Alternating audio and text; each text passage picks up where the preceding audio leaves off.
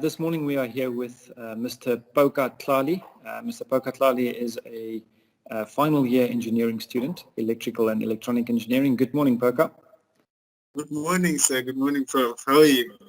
Yeah, good to have you here. I'm doing well, thank you. Please call me Tinas. So, Phoka, we're just going to have a bit of a discussion. Just try to pick your brains to get some advice for the matriculants hoping to study here next year. So the first thing I want to ask you is the typical thing. How did you decide to study engineering? What made you decide to study engineering? I've always been interested in creation of things. So earlier on in my childhood, I was really into art, but also into maths and science. So I wanted to do something that will sort of be a slight combination of both.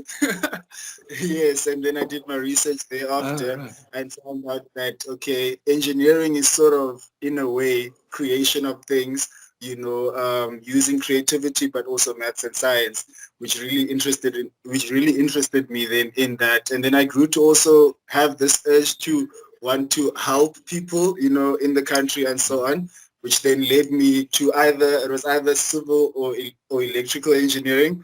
But then as I grew into high school, I learned more about electrical engineering, more about the things you could do with electrical engineering, and I fell in love with that. And now I'm here. That's brilliant. The stuff that you've mentioned is actually the core of engineering, right? The creation comes from the term engineering comes from creating, and then the helping other people. That's also, for me, it's fundamental to becoming an engineer. So that's wonderful. Could you tell me, Phoka, in the last 4 years or so, you've been studying engineering. You'll probably graduate end of this year. So could you tell me what was your impressions when you came to Stellenbosch and started studying here? What was your thoughts, and what were the main challenges that you faced? First of all, Stellenbosch is very different. It's very open. It's very free. That was the biggest social adjustment I feel like I had to make, because now I wasn't staying at home. There was no one really to be over my shoulder to not guide me, but restrict me in a certain way. So the onus was on myself to sort of navigate that space, and academically so as well. University is a lot of work. that adjustment from school to first year, it's hectic. You do a lot of work within the first term, and it's a huge adjustment in terms of the workload. And yeah, it was a lot of discipline. My biggest lesson, I would say, I had to really come to terms with was to learn to ask for help. Because in high school, yes, you could work through everything yourself. You could really convince yourself, okay, you sit the one weekend and you figure everything out. But in varsity, it is so difficult to do that. And it's one of the things that I learned, that, okay, it's important that, okay, we're all here to learn. We're all trying to graduate and we're all trying to succeed. And some things some other people can figure out faster than you do. And by asking them, you can actually save time and cover a lot more work. So yeah, that was sort of the biggest academic adjustment I had to make. Fantastic. Your answer sounds very similar to some of the others that I've received. Could you tell me what has been your favorite part of studying in electrical and electronic engineering? What's the favorite part? But my favorite module, I have to say, was energy systems. Yes, so because I'm really interested in the energy sector, that's the sector I wish to go into. So when we finally did a module like energy systems, it really opened my mind as to the things we can do, and everything that actually exists that we can use in that sector, like in the renewable energy sector specifically. Yeah, it was Energy Systems 141. It's a fourth year module. Yes. Okay, that's good to know. And then, Phoka, can you tell me, what do you think is the most important skill that you've acquired in the process of becoming an engineer? I'd like to say critically analyzing, breaking down a problem, and then solving it, not reiteratively, but systematically. That is something that I really had to learn. So when you solve a problem, you don't just go into it and think it will be solved. You actually have to first analyze the problem, what needs to be done, what is required from you, and then you have to solve it bit by bit. You'll find that, okay, as you're trying to solve it, another problem actually pops up. Now you have to step back and do some other tests and then move forward from there. It's a whole system, it's a whole process, until you get to the final solution. It's a way of thinking, I'd like to say. Yeah. I noticed that you're also on the house committee of one of the hostels here. Tell me, how did that happen, and how do you manage to fit that into your engineering schedule? Mm-hmm.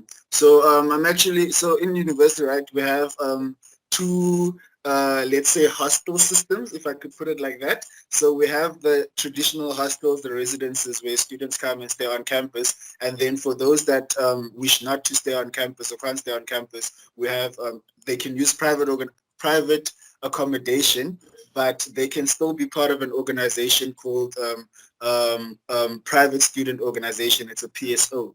Right, it's sort of an organization to create or give students the opportunity to experience campus like resident students do. Yeah, so that's where I am in. I'm in the house committee of one of the PSOs called Aristia.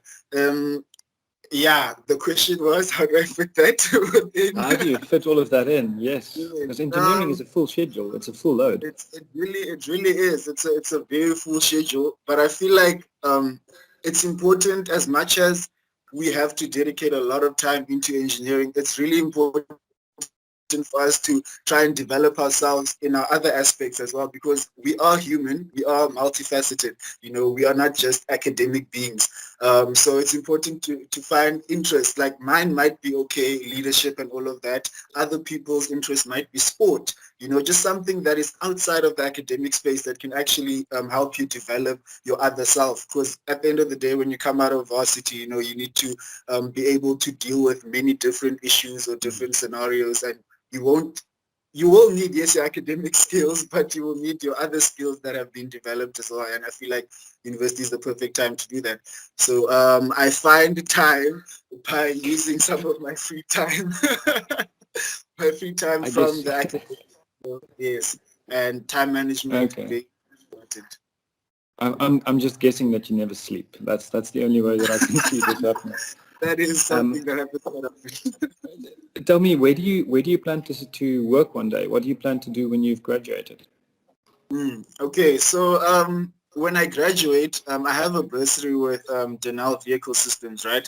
So they have a work back plan as well. So after graduating, I go and work for them for a few years, but that is not my final destination. So I see myself in the energy sector close to the end of, after some time. I see myself in the renewable energy sector. I see myself either working for a renewable energy powerhouse of the country, just to learn the ins and the outs of the sector, and then branching out into my own company or business that will then produce and